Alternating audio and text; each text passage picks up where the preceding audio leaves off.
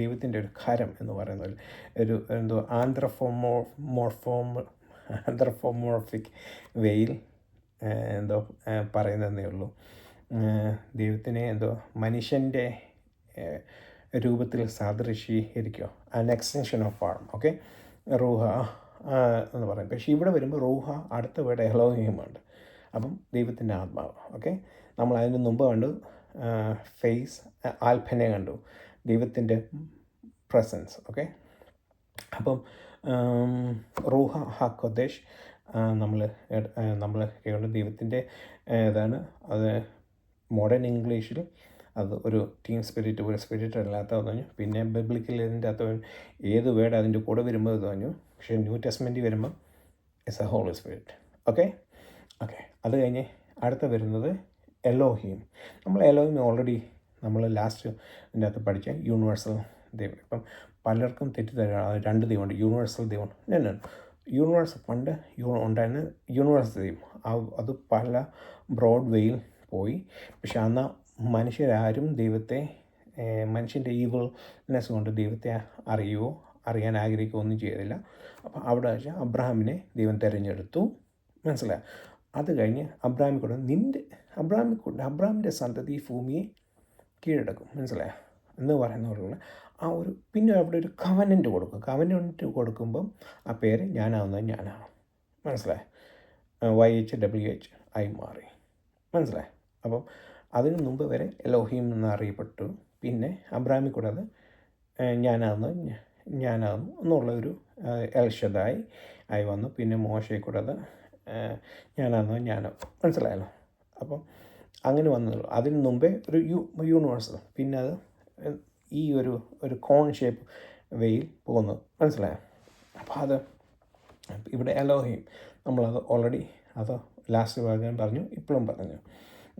ഒറ്റ വാക്കി ഡിഫൈൻ ചെയ്ത സോർവീനിറ്റി, അല്ലെങ്കിൽ ലൈഫ് ഗീവർ, അല്ലെങ്കിൽ ലൈഫ് സസ്റ്റെയിനർ, ജീവൻ കൊടുക്കാനും ജീവൻ നിലനിർത്താനും സർവാധികാരി ആയ ദൈവം. ഓക്കെ, അതേ ഉള്ളൂ. ഇനിയും അടുത്ത ഒരു വേർഡാണ് ഏറ്റവും കൂടുതൽ തെറ്റായി വ്യാഖ്യാനിച്ച് കേട്ടിട്ടുള്ള ഒത്തിരി കഥകൾ ഞാൻ കേട്ടിട്ടുള്ളൂ. മെറാഹെഫേറ്റ്, ഹവറിങ് എന്ന് പറയുന്നത്. ഓക്കെ, ഈ വേർഡിൻ്റെ അർത്ഥം ശരിക്കും വരുന്നത് ഡ്യൂട്രോണമി ആവർത്തന പുസ്തകം 32:11 കൂടുകളെ കൂടെ, നമ്മുടെ പാട്ടുണ്ട്, കൂടുകളെ കൂടെ കൂടിളക്കി പറക്കുവാനായി നമ്മെ ശീലിപ്പിച്ചു എന്ന് പറയുന്ന പോലുള്ള കൂടുകളെ, ഒരു ഒരു ഒരു ഒരു ഒരു ഒരു ബേർഡ് തൻ്റെ കുഞ്ഞുങ്ങളെ കൂടിൻ്റെ അകത്ത് സൂക്ഷിച്ച് അതിനെ പറക്കുവാനായി പഠിപ്പിക്കുന്നത് പോലുള്ള ഒരു ഹവറിങ്, ഒരു ബേബി സിറ്റ് ചെയ്യുന്ന പറയുന്നത്, ഒരു നെസ്റ്റ് കീപ്പ് ചെയ്യുക എന്നുള്ളത് പറയുന്നത്. ഈ വേർഡിന് ഒത്തിരി നല്ല ആത്മീയാർത്ഥമുണ്ട്. പക്ഷെ എന്നാൽ അതിനെ വല്ലാത്ത രീതി ഒത്തിരി ദുർവ്യാഖ്യാനിച്ചിട്ടും പോയിട്ടുണ്ട്. ഓക്കെ, അപ്പോൾ നമ്മൾ ഇപ്പം മുമ്പ് ബർഷിത്തിൻ്റെ അകത്ത് കണ്ടു, ബെയ്റ്റ് ഹറോഷ് നമ്മൾ കണ്ടു. അതേപോലെ ബെറീറ്റ് ഏഷ് എന്ന് പറഞ്ഞ 2 ഇതായിട്ട് ഡിവൈഡ് ചെയ്തു. നമ്മൾ മുമ്പ് കണ്ടു ഹൈറ്റ എന്നുള്ളതിൻ്റെ അകത്ത് ഹയ ഠ എന്നുള്ള ജീവനുള്ള വെസൽ നമ്മൾ വായിക്കാനിടയാക്കി. ഇപ്പോൾ ഇതേപോലെ മെറാഹെഫേറ്റ് എന്നുള്ളതിൻ്റെ റാഫ എടുത്ത് മാറ്റിയ മെയിൻ ടേയും കൂടി ചേർത്ത് മെറ്റ് റാഫ എന്ന് പറഞ്ഞ ഒരു വാക്കായിട്ട് ഡിവൈഡ് ചെയ്യും. ഓക്കെ, ആ വേർഡ് ഒരു ഡേഞ്ചറസ് വേർഡാണ്. ഡേഞ്ചറസ് വേർഡ് എന്ന് വെച്ചാൽ മെറ്റ് റാഫ നമ്മൾ മറ്റിടത്തെല്ലാം ഒരു നല്ലതായിട്ട് കണ്ടു. പക്ഷേ ഇവിടെ വരുമ്പോൾ മെറ്റ് റാഫ എന്ന് പറയുമ്പോൾ, റാഫ എന്ന് വെച്ചാൽ ഹവറിങ്, എന്തോ ഇത് ചെയ്യുന്നു. മെറ്റ് എന്ന് പറഞ്ഞാൽ ഡെത്ത്. ഓക്കെ, അപ്പം ഇതിൻ്റെ അകത്ത് വരുന്ന ഒരു കബാലിസ്റ്റിക് ഒരു ടീച്ചറുണ്ട്. ആ ആളുടെ പേര് ഐസക് ലൂറിയ, അല്ലെങ്കിൽ ആറി എന്ന് പറയും. ലയൻ എന്നാണ് അറിയുന്നതിൻ്റെ അർത്ഥം. അപ്പം ഈ ഐസക് ലൂറിയ 16ാം സെഞ്ചുറി ജീവിച്ചിരുന്ന ഒരു റാബായിയാണ്. അപ്പോൾ ഈ റാബായി ഈ വേർഡിന് ഈ വാക്കിൻ്റെ അർത്ഥം ശരിക്കും കിട്ടാതെ വന്നപ്പം അപ്പം ഇതേപോലുള്ള ഡിവൈഡ് ചെയ്തതിൻ്റെ അതിൻ്റെ അകത്തുനിന്ന് ആക്കിയെടുത്തതാണ് ഈ മെറ്റ് റാഫ. മെറ്റ് റാഫ എന്ന് പറയുന്ന the spark of holy, death of holiness. ഇപ്പോൾ ഈ റാഫ എന്ന് പറഞ്ഞ വേർഡ് എടുക്കുമ്പം അതിൻ്റെ അകത്ത് അതിൻ്റെ ഗമാഷ എടുത്ത് കഴിയുമ്പം 288 കാണും. അപ്പം മെറ്റ് death 288, death of the sparks റാഫ എന്ന് ഇതിൽ നിന്ന് ഒത്തിരി കോൺസെപ്റ്റ് ഉരുത്തിരിഞ്ഞു വന്നത് എന്ന് വെച്ച് കഴിഞ്ഞാൽ ദൂതന്മാരുടെ ഒരു വശം നമ്മൾ ജൂഡിൻ യൂദായുടെ ലേഖനം 1:16 നമ്മൾ വായിക്കുന്ന വാഴ്ചകളെ കാത്തു സൂക്ഷിക്കാത്ത ദൂതന്മാരെ ഇരുട്ടിൻ്റെ തലവറയിൽ ഇട്ട് സൂക്ഷിച്ചു എന്ന് പറയും. ഇപ്പം ഞാൻ മുമ്പ് പറഞ്ഞല്ലോ, ഇതിനകത്ത് വരുമ്പോൾ എന്തുവാ ടൊഹുവെ വൊഹു പറയുമ്പം അതിൻ്റെ അകത്ത് പറഞ്ഞല്ലോ, ദൂതന്മാർ വീണ് ദൂതന്മാരുടെ ഗ്യാപ്പ് തിയറിയും ഏഞ്ചലിനെ സൃഷ്ടിച്ച ഈ സമയത്താണെന്നും അവർ വീഴ്ത്തപ്പെട്ടു പോയ ഇതാണെന്നൊക്കെ ഒത്തിരി പറഞ്ഞു. അതേപോലെ ഒന്നാണ് ഈ ഈ ഈ ഈ മെറാഹഫേറ്റിൻ്റെ അകത്ത് വരുന്നത് എന്ന വാഴ്ചകൾ ഈ വെസലെന്ന് നമ്മൾ പറഞ്ഞു. ഇതേപോലെ ഒത്തിരി വെസലുണ്ട്. നാഗ് ഹമാദിക്കകത്ത് നമ്മൾ കണ്ടു വെസൽ എൻ്റെ അകത്ത് ദൈവത്തിൻ്റെ. ഇപ്പം ഞാൻ പറയാം, ഉദാഹരണം പറയാം. ഇപ്പം യേശു ക്രിസ്തു ഒരു വെസലാണ്, മനസ്സിലായി. അപ്പോൾ ആ വെസലിൻ്റെ അകത്ത് പാപമില്ല. ദൈവത്തിൻ്റെ പ്രകാശം അതിന്മേ അടിക്കുമ്പോൾ അത് പ്രകാശിക്കണം.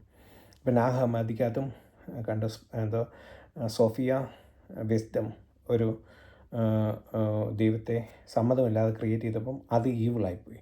പക്ഷെങ്കിൽ അവർ ക്രിയേറ്റ് ചെയ്ത ആദാമും അവൻ ദൈവത്തിൻ്റെ പ്രകാശം അടിച്ചപ്പോൾ പ്രകാശം ചെയ്തിരുന്നു, പക്ഷെ മറ്റവർക്ക് പറ്റുന്നില്ല എന്ന് പറയുന്ന പോലെ യേശു ക്രിസ്തു ഭൂമിയിൽ വന്നപ്പം പാപം ഉള്ളിൽ കയറ്റാൻ നോക്കി, പാപിയാക്കാൻ ശ്രമിച്ചു, മനസ്സിലായി.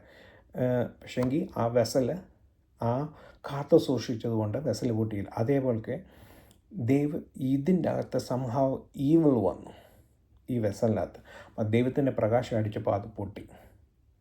ആ പൊട്ടിയപ്പോൾ അവരുടെ ഡെത്തായിട്ടാണ് അവരെല്ലാം കൂടെ വീണത് ഈ ഭൂമിക്കകത്തോട്ടാണ്, മനസ്സിലായി. അപ്പം ഭൂമിക്കകത്തോട്ട് വീണപ്പോൾ ഭൂമി പൊട്ടിപ്പോയി, ഭൂമിയും പൊട്ടിപ്പോയി. ഭൂമി തിന്മയായിപ്പോയി. അതാണ് ഹോഷേക്ക് എന്ന് പറയുമ്പോൾ തിന്മ എന്ന് പറയുന്നത്. ഞാൻ പറഞ്ഞ സിമ്പിൾ വേർഡിലെടുക്കാവുള്ളൂ, മറ്റേ വേർഡിലെടുക്കില്ലെന്ന് പറയുന്നത്. തിന്മയായിപ്പോയി, മനസ്സിലായി.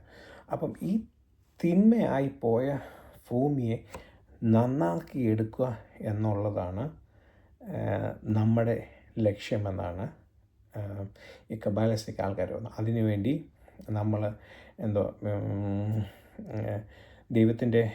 ദൈവത്തോട് പ്രാർത്ഥിക്കുകയും വചനം വായിക്കുകയും കൽപ്പനകൾ അനുസരിക്കുകയും ചെയ്ത് നമ്മൾ ഭൂമിയെ പഴയ രീതി കൊണ്ടുവരിക, അത് നശിപ്പിച്ചിട്ട് പോയി. അപ്പം ഈ ദൂതന്മാരെ വീണ് അത് പൊട്ടി പോയി, മനസ്സിലായി. ആ ദൂതന്മാരെയാണ് തടവറയിൽ ഇട്ടിരിക്കുന്നത്. അപ്പം ഈ ദൂതന്മാരാണ് സ്ത്രീകളുമായിട്ട് മിങ്കിൾ ചെയ്ത് നെഫലീം ഉണ്ടായെന്നും അത് കഴിഞ്ഞ് അങ്ങനെ പല പല വ്യാഖ്യാനങ്ങൾ വരുന്നുണ്ട്. അതിന് ഇവരെ എടുത്ത് സൂക്ഷിക്കും. പക്ഷേങ്കിൽ അതിൻ്റെ കൂടുതൽ ഡീപ്പായിട്ട് ഞാൻ പോകുന്നില്ല. എങ്കിലും ഇത് ഒരു വെസലുണ്ടായിരുന്നു, ആ വെസൽ പൊട്ടി, മനസ്സിലായി. അതിൻ്റെ അകത്ത് 288, ആ 288 നമ്പർ അത്രയും ദൂതന്മാരുണ്ടോ ഇല്ല അതൊന്നും എനിക്കറിയത്തില്ല. പക്ഷേ ആ ഒരു വേർഡ് ജമാഷ വരുമ്പോൾ 288 കിട്ടുന്നുണ്ട്. ആ വേർഡിൻ്റെ അർത്ഥം അങ്ങനെയാണ്. ഈ രീതി കൂടെ എടുക്കുമ്പോൾ വരുന്നത് മെറ്റ് റാഫ എന്നാൽ കാത്തു സൂക്ഷിക്കേണ്ടിയ ദൂതന്മാർ. ചിലപ്പോൾ ഭൂമിയെ കാത്തു സൂക്ഷിക്കേണ്ട ദൂതന്മാരായിരിക്കും, മനസ്സിലായി. അവരെ കാത്തു സൂക്ഷിക്കാൻ അവർ ഈവിളായിപ്പോയപ്പം ദൈവത്തിൻ്റെ പ്രകാശം അടിച്ചു പൊട്ടി, മനസ്സിലായി. അവർ ഇവിടെ വന്നു, ദൈവം അവരെ തടവറയിലിട്ടു. ഐ ഡോണ്ട് നോ, ബട്ട് ഇത് ഈ രീതിയിലാണ് മെട്രാഫ്. അങ്ങനെയുള്ള ഒത്തിരി പഠിത്തങ്ങളും ഒത്തിരിയും ഇതുകളും വന്നു. അതിൽ നിന്നാണ് ഈ ദൂതന്മാരെ ക്രിയേറ്റ് ചെയ്തത് ഒന്നാം ദിവസത്തിൻ്റെ മുമ്പേ ആണെന്നും ഒക്കെ ഉള്ള ഗ്യാപ്പ് തിയറി. ഒന്നിൻ്റെ ആദ്യം ദൈവം കഴിഞ്ഞ് പിന്നെ ഒരു ഗ്യാപ്പ് ഉണ്ടായിരുന്നെന്നൊക്കെ വന്ന ഒത്തിരി ആ സമയത്താണ് ദൂതന്മാരെ ക്രിയേറ്റ് ചെയ്തതെന്നും ഒക്കെ ഉള്ള ഒത്തിരിയും വരുന്നത്. അപ്പം ഈ ഈ ഈ ഈ ദൂതന്മാർ വന്ന് നശിപ്പിച്ച് നമ്മുടെ ഭൂമിയെ നശിപ്പിച്ച് കളഞ്ഞു എന്നുള്ള രീതി. പക്ഷേങ്കിൽ നമ്മൾ അതിന് മുമ്പേ എനിക്കത് അല്ലെന്ന് പറയാൻ കാരണം നമ്മൾ അതിന് മുമ്പേ നമ്മൾ എത്ര പ്രാവശ്യം കണ്ടു റൂഹ ഹക് എലോ റൂഹ എലോഹിം, അത് ദൈവത്തിൻ്റെ ആത്മാവ് അതിന്മേൽ പരിവർത്തിച്ചുകൊണ്ടിരുന്നു. മനസ്സിലായി? ദൈവത്തിൻ്റെ ആത്മാവ് അതിന്മേൽ പരിവർത്തിച്ചുകൊണ്ടിരിക്കുമ്പം എങ്ങനെ ഒരാൾ ഇത് ചെയ്യാൻ പറ്റും? അതേപോലെ നമ്മൾ ആൽഫനെ വാങ്ങിച്ചു, ദൈവത്തിൻ്റെ പ്രസൻസ് ആ വെള്ളത്തിൻ്റെ ഡീപ്പിന് മേലെ എപ്പോഴും ഉണ്ടായിരുന്നു. മനസ്സിലായി? അപ്പോൾ അങ്ങനെ ഉള്ളായിരുന്ന സമയത്ത് എങ്ങനെ ഒരു ദൂതന്മാർ വന്ന് നശിപ്പിക്കാൻ ശ്രമിക്കും? ആരണോ. ബട്ട് ഈ ഒരു വാക്കിൽ മെറാഹെഫേറ്റ് എന്ന് പറഞ്ഞൊരു വാക്കിൽ എടുത്തു എടുത്ത് മെറ്റാക്കി മറ്റേ റാഫ ആക്കി, അതിൽ നിന്നാണ് ഒത്തിരിയും ഇത് വന്നിട്ടുണ്ട്. ഇതൊന്നും എനിക്ക് വിശ്വസനീയമായിട്ടില്ല, പക്ഷേ അറിയത്തില്ല. അന്നത്തെ അവസ്ഥ ആർക്കും അറിയത്തില്ല. ഉള്ളി ദൈവത്തിന് മാത്രമേ അറിയത്തുള്ളൂ. നമുക്ക് സ്വർഗത്തിൽ ചെന്ന് കഴിയുമ്പോൾ ദൈവത്തോട് ചോദിക്കാൻ മാത്രമേ ഉള്ളൂ. പക്ഷേ ഇതൊരു 16-ാം നൂറ്റാണ്ടിലെ ഒരു റാബായി ഈ വേർഡിൻ്റെ മീനിങ് ഇങ്ങനെ എടുത്ത് പക്ഷെ മറ്റേ 2 സ്ഥലത്തും ആ വേർഡിൻ്റെ മീനിങ് നല്ലതായിട്ട് വന്നു. പക്ഷേ ഇവിടെ മാത്രം വേർഡ് ഡെത്ത് ഓഫ് റാഫ എന്നുള്ളത് അക്സെപ്റ്റബിൾ. ബട്ട് ജമാഷയെ കൂടെ വന്ന് ഈ ദൂതന്മാർ മരിച്ചു, അവർ വീഴ്ത്തപ്പെട്ടു എന്നൊക്കെ ഉള്ള, പക്ഷേ അതിൻ്റെ ഒരു ജൂഡയിൽ ഇവിടെ വരുന്നുമുണ്ട്. പക്ഷേങ്കിൽ ദൂതന്മാർ മനുഷ്യരുമായിട്ട് അവിടെ കൂടെ നെഫ്ലീം വരുന്ന അതത്ര വിശ്വസനീയമായിട്ടില്ല. കാരണം ഇത് ക്രിയേഷൻ മുമ്പ് നടക്കുന്ന കാര്യം. മറ്റേ ഒത്തിരി എനിവേ സംഹൗ ഈ ഒരു വേർഡ് ഇങ്ങനെ അവിടെ കിടപ്പുണ്ട്, അതിൽ നിന്ന് വരുന്നുണ്ട്. അതേപോലത്തെ അത് കഴിഞ്ഞ് അടുത്ത ഉള്ളതാണ് ഷെഖൈന എന്ന് പറഞ്ഞ ഒരു വേർഡ്. ഷെഖൈന എന്ന് പറഞ്ഞ വേർഡ് ഒത്തിരി കൊണ്ട് പറയും. എങ്കിലും ഒത്തിരി പറയുമ്പോൾ നമ്മൾ കുറച്ചൊക്കെ പഠിക്കുമ്പോൾ നമുക്ക് തന്നെ കൺഫ്യൂസ്ഡ് ആയിപ്പോവും. അപ്പം കാരണം ഇതിപ്പം നിങ്ങൾ കേൾക്കുമ്പോൾ അറിയാം. നമ്മുടെ മിൽക്കി വേ കണ്ടാൽ അറിയാം. ഒരു വലിയ അതിൻ്റെ അകത്തെ ഒരു കൊച്ചൊരു മിൽക്കി വേ, ഇത്രയും വലിയ മിൽക്കി വേ ആണെന്നുണ്ടെങ്കിൽ അതിൻ്റെ ഒത്തിരി നടുക്കൊരു വലിയ ലൈറ്റ്, ഒത്തിരിയും ആർംസ് ഉണ്ട്. അതിൻ്റെ അകത്ത് ഒരു കൊച്ചു ഭാഗമാണ് നമ്മുടെ പ്ലാനറ്റ്. മനസ്സിലായി? ആ പ്ലാനറ്റിൻ്റെ ഏറ്റവും നടുക്കാണ് ഒരു ഡോട്ടുള്ളതാണ് എർത്ത്. അപ്പം ഈ എർത്തിൽ നിന്ന് അന്ന് ഞാൻ പഠിച്ചുകൊണ്ടിരിക്കുന്ന സമയത്ത് 2009 പഠിച്ചുകൊണ്ടിരിക്കുമ്പം ഒരു ഭൂമിയിൽ നിന്ന് ഏറ്റവും ഫാസ്റ്റായിട്ട് പോയിരുന്ന ഒരു പ്രോബ് അല്ലെങ്കിൽ ഒരു റോക്കറ്റായിരുന്നു ന്യൂ ഹൊറൈസൺ എന്ന് പറഞ്ഞ്. ന്യൂ ഹൊറൈസൺ എന്ന് പറഞ്ഞാൽ ആ ഒരു റോക്കറ്റ് 11 കൊല്ലം 11 കൊല്ലം കണ്ട് കഴിഞ്ഞതിന് ശേഷമാണ് പ്ലൂട്ടോയുടെ ഇത് കണ്ടുപിടിച്ച. ഞാൻ പഠിക്കുമ്പോൾ പ്ലൂട്ടോ ഒരു പ്ലാനറ്റായിരുന്നു. പിന്നെ പ്ലൂട്ടോ ഒരു പ്ലാനറ്റ് അല്ലാതെ വന്നു.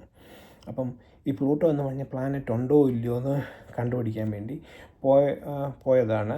അപ്പം അവർ കണ്ടുപിടിച്ച് അവിടെ പ്ലൂട്ടോ എന്ന് പറഞ്ഞ പ്ലാനറ്റ് കണ്ടു.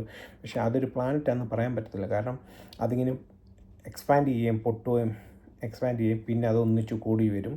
കുറേ നാൾ പൊട്ടിയിട്ട് അതിങ്ങനെ പലതായിട്ട് സ്മോൾ ഇതായിട്ട് വന്നിട്ട് പിന്നെ അതെല്ലാം കൂടെ ഒരുമിച്ച് വരും.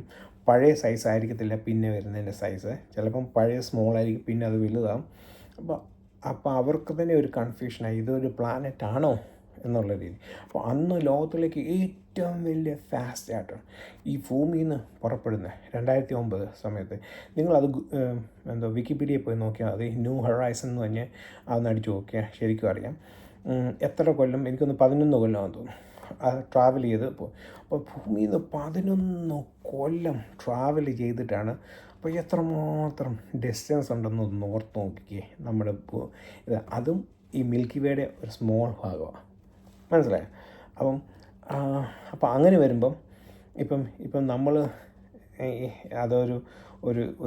നമ്മളൊരു സിംപ്ലിസ്റ്റിക് വേ എടുക്കുകയാണെങ്കിൽ ഒരു പിസ്സയുടെ ഹോൾ പായി, മനസ്സിലായോ? ഒരു പിസ്സയുടെ ഹോൾ, ഒരു റൗണ്ടായിട്ടുള്ള സാധനത്തിൻ്റെ ഒരു പീസാണ്, അല്ലെങ്കിൽ വലിയൊരു കേക്കിൻ്റെ ഒരു പീസാണ് നമ്മുടെ ഈ പ്ലാനറ്ററി സിസ്റ്റം. അതിൻ്റെ അകത്ത് സ്മോൾ ഒരു ഒലിവിൻ്റെ ഒരു സ്മോൾ പീസാണ് നമ്മുടെ എർത്ത്. ആ എർത്തിലെ ഒരു സ്മോൾ മനുഷ്യനാണ് നമ്മളിലെ ഓരോരുത്തരും. ആ സ്മോൾ എർത്തിൻ്റെ എർത്തിലെ ഒരു ഒരു സ്മോൾ എന്തുവാ ഒരു ബീജത്തിലാണ് നമ്മുടെ യേശു ക്രിസ്തു ഉൾക്കൊണ്ടത്. ഈ അഖിലാണ്ടം മുഴുവൻ ഹോൾ അഖിലാണ്ടത്തെ ക്രിയേറ്റ് ചെയ്ത് ഷെക്കൈന, ഹോൾ ഷെക്കൈന, മനസ്സിലായോ? ഈ ഒരു ഹോൾ ഷെക്കൈന ഒരു മനുഷ്യൻ്റെ ഹോൾ ബീജത്തിനകത്ത് വന്നതെന്ന് പറയുമ്പോൾ ഇറ്റ്സ് അൺതിങ്കബിൾ, മനസ്സിലായോ? അതേപോലെക്കാണ് ഷെക്കൈനെ എന്തോ ഒരു പോർഷനിൽ എക്സ്പ്ലെയിൻ ചെയ്യുന്നത്. അത് തന്നെ നമ്മുടെ കോൺസെപ്റ്റ് തിങ്ക് ചെയ്യാൻ പറ്റുന്നില്ല. അതിൻ്റെ എങ്ങനെ പറയേണ്ടതെന്ന് അറിയത്തില്ല. ഇത്രയും വലിയൊരു സംഭവം അതിൻ്റെ അകത്തുള്ള ഒരു കൊച്ചൊരു കടുമണിയോളം ഉള്ള സാധനത്തിൻ്റെ അകത്ത് വരുമെന്ന് ഈ ഹോൾ ഇത് കേട്ടു. ബെസ്റ്റ് എക്സാമ്പിൾ പറഞ്ഞു കഴിഞ്ഞാൽ യേശുക്രിസ്തു ഒരു ഉപമ പറഞ്ഞു. പണക്കാരനെ പറ്റി പറയുമ്പോൾ പറഞ്ഞു എന്തോ ഒട്ടകം സൂചി കുഴൽ. നമുക്ക് എങ്ങനെ ചിന്തിച്ചാലും ഒരു കൊച്ചു സൂചി, ഓക്കെ, വലുതായാലും എങ്ങനെ ആയാലും ഒട്ടകത്തെ അതിൻ്റെ അതോടെ കയറാൻ പറ്റുമോ? ആ സെയിം കോൺസെപ്റ്റ്, അതേപോലുള്ള ഒരു സെയിം കോൺസെപ്റ്റാണ് എന്തോ ഈ ഷെക്കൈന. ദ ഹോൾ ഷെക്കൈന വാസ് ഇൻസൈഡ് എ ബീജം, സ്മോൾ സീമെൻ്റ് അകത്ത് വന്നെന്ന് പറയുമ്പം